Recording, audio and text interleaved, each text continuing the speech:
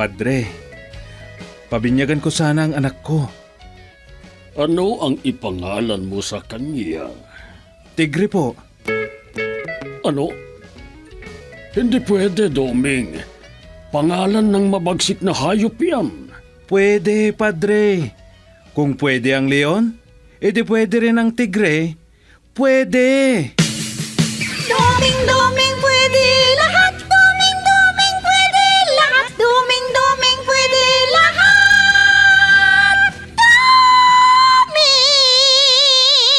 Pwede lahat. Doming, pwede lahat. Isang manunulat, matalino, malalim ang pag-iisip, pero laging naiidlip. Walang pinagkaiba sa kwago. Iba't iba ang pagkatao, bida, kontrabida, at mapagmasid. Mga kaibigan, huwag kaligtaang pakinggan ang araw-araw na pakikipagsapalaran ni Doming sa kailaliman ng panaginip. Doming, pwede lahat. Isinulat at sa direksyon ni Letty Astudillo Aquino mula sa Lovelet Artists and Talent Center Drama Productions. Handog sa inyo ng #1 and most trusted radio network in the country, Bombo Radio Philippines. Basta Radio, Bombo!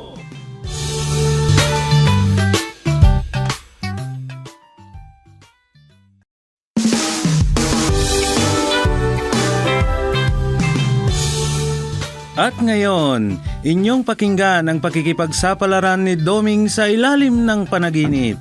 Narito ang kwento na ating pinamagatang Mga Chismosa sa Barangay Hingalo. Dito sa ating dula, Doming, pwede lahat.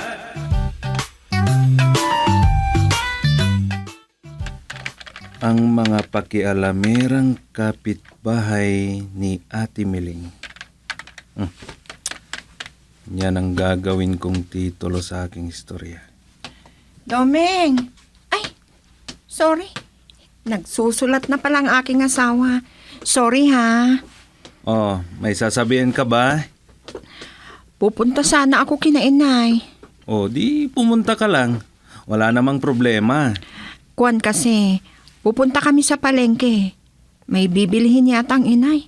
Nagpapasama sa akin. Ganun ba? Di bale, nakaluto na ako ng pananghalian. Ah? Pero kapag maaga kaming makapamalengke, uuwi kami kaagad. Oo, huwag kang mag-alala sa akin. Hindi na ako bata, Rosa. Kung ganon, aalis na ako. Pero kapag inaantok ka na, sige, pagbigyan mo yung mga nararamdaman mo. Ikaw naman. Sige, aalis na ako. Ay, itong asawa ko talaga, oo. Kanina pa nagpaalam. Hindi makaalis-alis. Siya nga pala, yung mga sinampay ko, huwag mong kalimutan ha. Oo!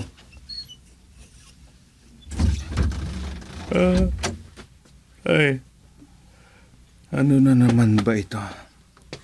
Inaantok na naman ako. Napaka-chismosa mo talagang babae ka! Ah. Marites ka! Ikaw ang chismosa, Marites! Huwag mong sabihin yan sa akin, ha? Dahil ikaw ang mahiling makialam sa buhay na may buhay. Pakialamera ka! Ano yun? Ikaw! May Oh, sige, nag-aaway yata sa kapitbahay namin. Chismosa! Ano pa? Ano pa sasabihin mo? Akala ko Sige, halika, mapagbibigyan ko na ang aking mga mata. halika nga dito. Ay, Ikaw! naistorbo tuloy. Ikaw ang dalawa! Hindi ako! Ikaw!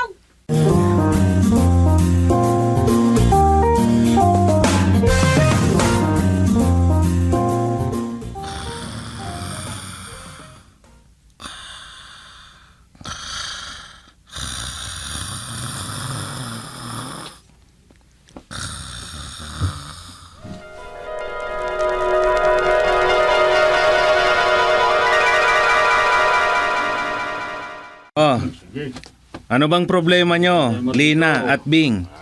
Ay, ang babaeng yan, Napaka-chismosa. Ikaw nga mag-ayos Nakikialam yan, sa buhay ng may buhay, Chief Doming. Pa yan, may alitan na sila. OIC kamo. OIC Doming. Tumigil ka nga, Lina. Kung hindi ikaw, sino nagkalat ng balita nang binagbubuntis ko ay nakuha ko kay Dani? Ha? Mamaya. Kung hindi ikaw, Hindi ba totoo? Maraming nakakita sa inyo doon Kayo ang gumagawa ng milagro sa likod ng CR ni Aling Angeline. ikaw, di ba nakikita din kayo ni Amado sa tabing ilog? Anong sinabi mo? Aray ko, sasaktan ako. Tumigil kayo. Buko! Ay, tama na yan, tama na yan. Adobe. Ay, Tama na. Tumigil na kayo. Talagang ayaw nilang paawat ha. Kukuha nga ako ng isang timbang tubig at bubuhusan ko sila. Tumigil na kayo.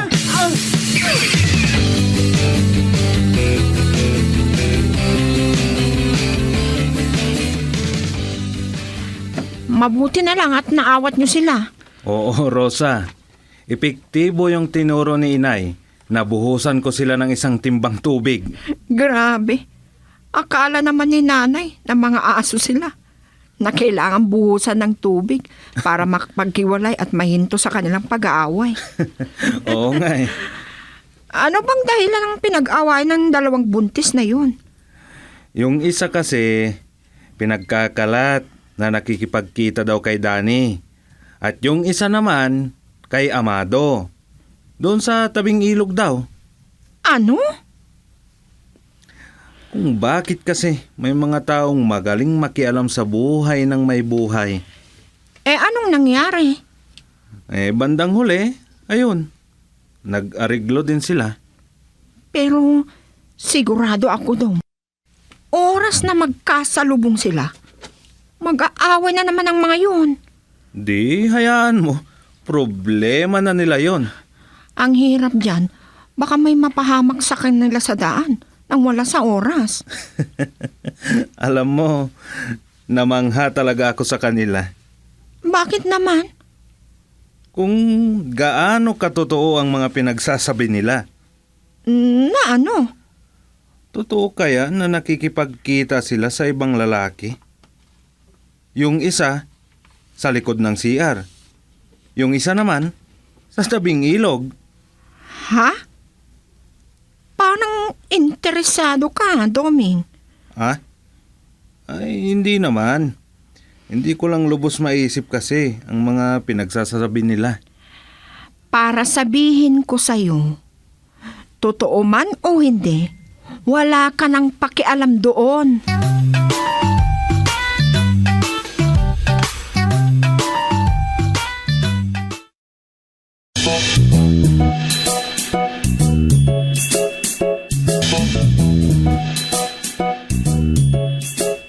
Ano na naman ba ang pinag-awayan nyo kay Lina, Bing?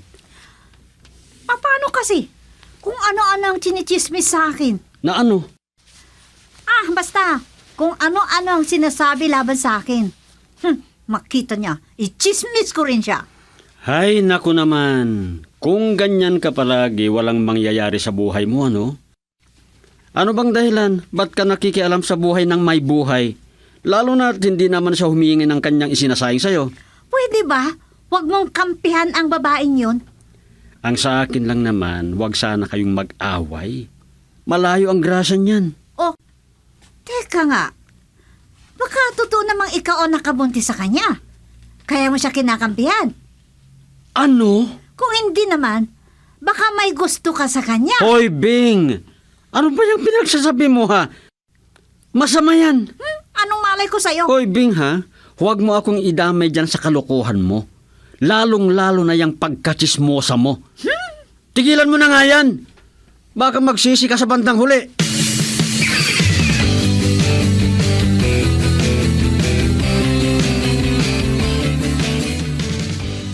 Pasensya na kayo sana sa asawa ko, Chief Doming. OIC. Pagsabihan mo yung asawa mo, Cardo. Lalong-lalo na. Hindi humihingi ng pagkain yung tao sa inyo.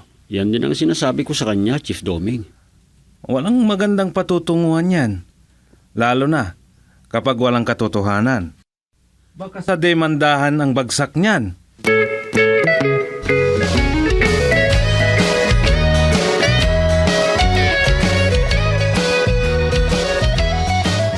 Mabuti at nandito ka, Alina. Bakit, Auntie Sofeng, naasawa ni Chairman Gusteng? Anong kailangan niyo sa akin? Tinawag mo na nga akong auntie, dinagdag mo pang pangalan ko, Supeng. Ano ba yan? Gusto ko kasing tawagin kang Auntie Sofeng para kumpleto. Mhm. Pinagpilitan mo pa ang gusto mo. Oh, ano? Hindi na ba kayo nag-aaway ni Bing? Ha? Hindi na po. Pero, Kwan, Oh, may sasabihin sana ako sa inyo. oh, ano yon? Kung ano man yan, huwag mo nang ituloy. Huwag mo akong idamay sa iyong kalukuhan. Auntie Sofeng, galit ba kayo? Alam ko na yan. Kaya pwede ba? Tigilan mo na yan, ha, Alina? Baka darating ang araw, makatagpo ka ng taong tatahin ang bibig mo.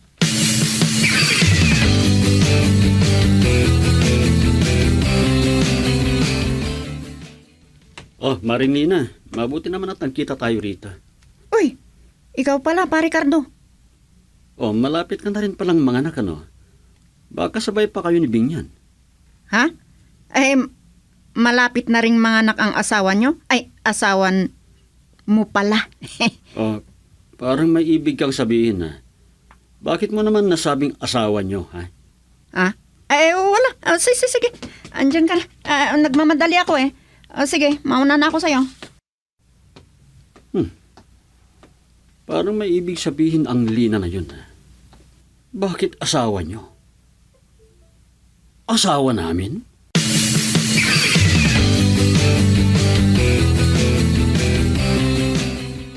Alam nyo ba, mga kasama? Ay, nako! Hindi anak ni Cardo ang pinagbubuntis ni Bing! Ay, chismis na naman yan, Lina. Ay, totoo itong sinasabi ko sa inyo! Hindi anak ni Cardo yun! Hoy! Kung ganon, kanino anak, ha? Sino ang nakabuntis sa kanya? Sino pa nga ba? Yung katagpo niya? Sino nga? Sabihin mo na. Binibitin mo pa naman. Hoy, Lina, itigil mo na yan. Ay, nako! Kahit hindi ko sabihin sa inyo! Sabihin mo na kasi, Lina. Sabihin mo na. Sabihin mo. Aray ko! Ang buhok ko! Sinong nagsabunot sa akin? Bing, andyan ka pala sa likod ko! Aray ko! Ang buhok ko! Ha? Ano? Anak ko, ala. Kanina pa ako nakikinig, ha? Tinichismis mo ako. Bitiwan mo ang buhok ko! Kung sinabi mo Aray ko! Ang buhok ko talaga! Ay! Ang buhok ko! Aray ko! Didiminda kita! Walang hiya ka! kahit saan ka makarating. Oh!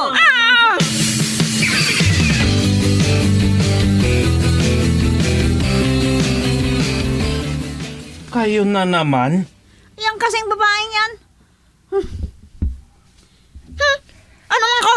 Huwag kang magkaila. Narinig ko mismo dyan sa mabaho mong hininga ang pinagsasabi mo sa makatulad mong chismosa doon sa harap ng tindahan ni Aling Bebang. Ha? Ano ba yan, Bing? Sinabi ba naman niyang hindi si Cardo ang ama ng pinagbubuntis ko? Hoy! Wala akong sinabing ganyan Pwede ba? Huwag kang mag-imbento. Ay, maraming nakarinig sa mga sinasabi mo doon. Gusto mo tawagin ko sila? Ha? O sige. Anong gusto mong mangyari ngayon, Bing? Idimanda ko ang babae niya no ay si Duming. Kung kailangan magbayad ng damyos, gagawin ko. Anong masasabi mo dyan, Lina? Kuan, patawarin mo na sana ako, Bing. Di ba pinatawad kita nung huli tayong nag-away? Ano naman ang masasabi mo dyan, Bing? Hindi pwedeng ganyan. Ganyan na lang o ay si Duming. Hey, hindi pwede. O sige. Ano nga ang gusto mong mangyari ngayon? Multahin ko siya ng isang baboy. Ha? Ano? Saan naman ako kukuha ng baboy? Pwedeng kahit big na lang. Wala kaming baboy. Problema mo na yan. Wala akong pakialam.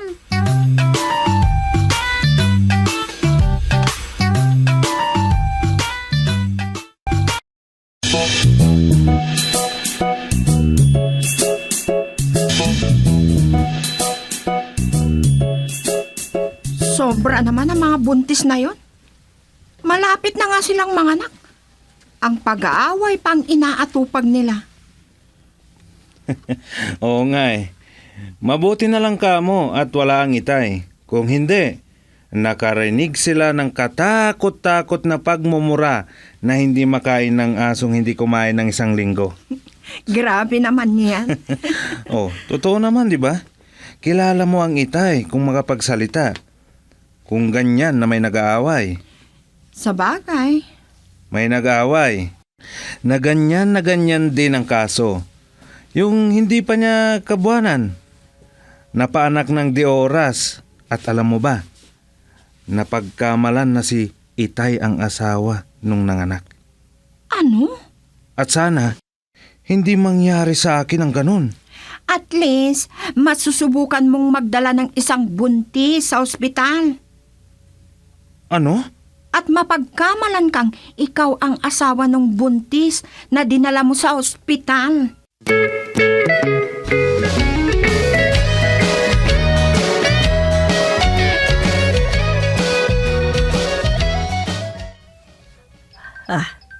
Ay, salamat. Si Gusteng ang tumatawag. Hello? Ay, mabuti naman at napatawag ka, Gusteng. Kumusta dyan? Mabuti. Pero dito, hindi mabuti.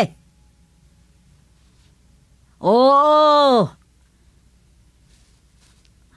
Bumira na naman yung mga chismosa dito sa barangay natin.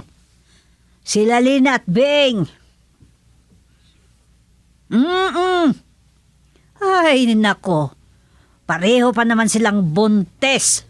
Ang lalaki na ngang tiyan. Walang matino sa kanila. Yan nga eh. Pati mga asawa, nadamay na. Ay, nako, si Duming ang pasubo ngayon. At ako, nadadamay na rin. Ay, nako, kung pwede lang akong sasabunos sa kanila eh. Ay, mabuti na lang at hindi ikaw ang nandito. Ewan ko lang. Sana, nandito ka? At bakit? Kung ganun, gusto mo na ikaw magtakbo sa ospital sa mga buntes kung maanakan sila habang nag-aaway. Ikaw talaga. Baka ikaw ang ama ng buntis ng isa, ha?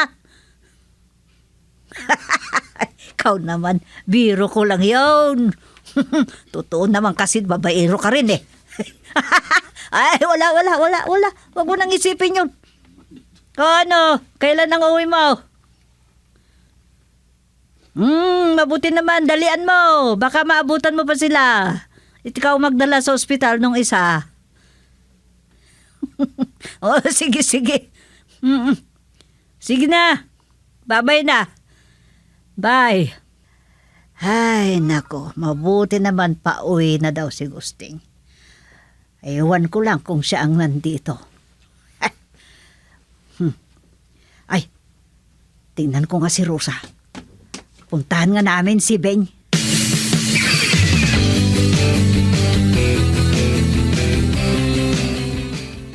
Sino hindi magagalit sa mga pinagkagagawa ng mga buntis na yun, Inay? Sana kung totoo ang mga pinagchichismis nila. Oo nga eh. Gaya ng sinabi ko kay Lina noong isang araw. Kung hindi titigil yung bunganga mo, sabi ko sa kanya, baka makatagpo ng magtahe doon sa bibig niya.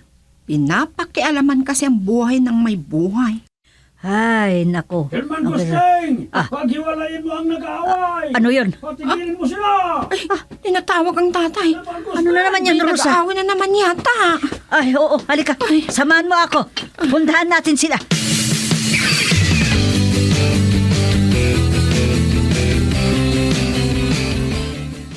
Manganganak lang ako ng di oras. Kasalanan mo, chismusang babae ka. Ako rin. Oras na may mangyari sa ipinagbubuntis ko, kasalanan mo din. Ayan na namang babae niyan, YC. Pinagchichismis na naman ako. Hindi daw yung asawa ko ang ama ng pinagbubuntis ko? Ay, wala naman akong sinabing ganyan. Gusto mo bang sampalin kita, ha? Sige, gawin mo. Hindi kita atrasan. Galit ka kasi totoo naman. Tigil ka nga! Gusto mong dubugo yung mukha mo, ha? Bing! Ano na naman ba yan, ha? Yung Lila na yan, sinasabing si Danny daw ang ama ng pinagbubuntis ko? Totoo naman, di ba? Ha? Anong totoo? Tumigil kayo! Tumigil kayo! Magkikita pa rin tayo. Ilalampaso ko yung pagmumukha mo. Walang hiya ka talaga! Walang Tama na hiya! yan! Tama na yan, Bing! Ko, ang tiyan ko. Mga anak na yata ako. Kahit mga anak ka dyan, wala akong pakialam. Aray ko. Bing. Ako rin yata. Sumasakit ng tiyan ko. Ano? Sandali lang. Tatawag ako ng tricycle. Sige, sige. Dadalhin kita sa ospital. Saglit lang. Ako rin. Sakit ng tiyan ko. Ay, si Doming. Dalhin na ako sa ospital. Aray ko, aray. Anong ako? Oh, baka mapagkamalan pa kung ako ang ama ng ipinagbubuntis mo. Bilisan mo!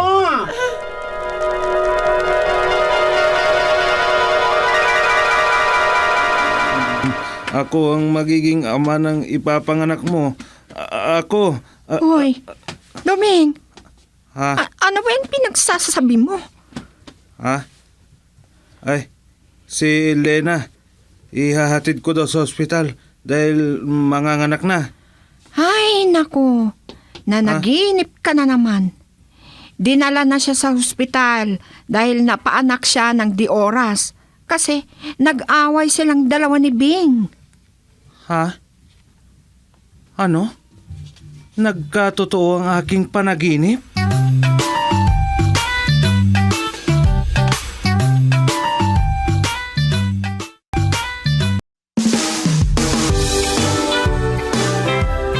At diyan nagtatapos ang isang kwento sa pakikipagsapalaran ni Doming sa ilalim ng panaginip.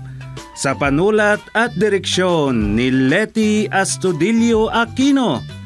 Handog sa inyo ng #1 and most trusted radio network in the country, Bombo Radio Philippines. Basta Radio, Bombo!